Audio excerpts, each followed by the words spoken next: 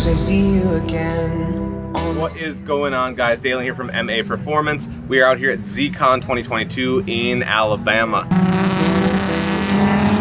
So, as many of you may know or may not know, I've been a big Z car guy most of my life. I've had 240s, I've had 350s, 370s, and today Nissan USA has been kind enough to let me and Charlie here drive this car around Talladega Grand Prix Speedway and just do a little walk around the car, take some pictures of it, show you guys what's going on with it. Everything about this just feels like the updated version of my 370. I'm so excited. We have one on order for the shop. I'm hoping to get one for my personal car.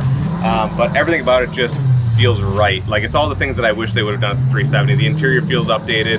The engine delivery feels perfect. Like, we've been twin turboing 370s for years, so this is a perfect factory package for it.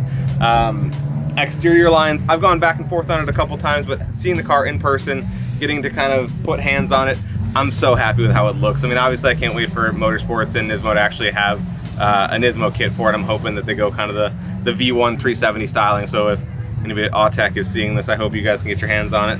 I think the overall impact of the front of the car, the updated front grille that this car has versus what the initial Proto had, I think they did a great job kind of just making it look right. They got all the kind of right pieces to it.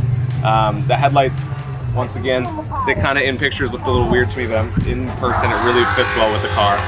They flow, fenders look great, hood looks great. The body lines flow very well. I actually really like the updated door handles on it. Where they put them, it's just a little bit cleaner looking than the Z34 370 stuff. So they did have a base model here, a Proto, a Sport, and a Touring. I'm gonna get yelled at because I forgot the exact model trims. But I will say that the factory wing makes a big difference. The base model of it just looks really weird without it on the back. This really breaks up that back line of the car and really gives you a good feel for it. The rear bumper, I think it's neat how they actually trimmed it out with black. It's a very simple bumper, not too complex, not too many shapes. Once again, Nismo version, I'm personally excited for, so please make that happen. We'll give you kind of a show of the interior side of it. I think that's one of the biggest improvements. The interior feels so modern on the car. The infotainment, the gauge cluster, all of it just makes it feel like a Z car that's in the modern century, which is, I think, going to be a big update to the previous chassis. So yeah, door handles, I mean, very similar to the Z34 side of it. So yeah, it's, like I said, the steering wheel, I love the feel of the steering wheel. The factory 370Z1 felt a little bit big, a little bulky. It's got power seats. I don't know if anybody else ever owned a Z car, but that has power seats, and that was kind of life-changing, honestly. I didn't know how to work it at first. So that's gonna be a really neat feature for a lot of people, bring the car into this century.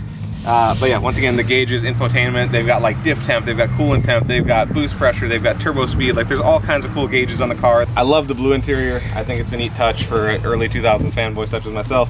Colored door cards and everything look great. So the trunk is remind me very, very, very much about the 370Z. So interior panels look very similar, very spacious, can fit a lot of stuff back there. You can actually fit at least 2 wheels and tires back there for you track day guys. I've done it many, many, many times in my car. So that's gonna be really, really nice. So it is the VR30 DDTT. So it's a very similar architecture, if not almost the same as mode in the Q50, Q60 on the Red Sport side of it. So we're really excited for this one because a lot of the parts we've been working on, the Qs, should transfer pretty similarly over to this with a few small tweaks here and there. It looks like Nissan did a fairly good job on like the heat management side of stuff. So one of the biggest issues that we've seen in the past of, you know, twin turbo V6s in these platforms has been heat management. It looks like they've given us plenty of room to play with stuff here. Everything looks really well sorted.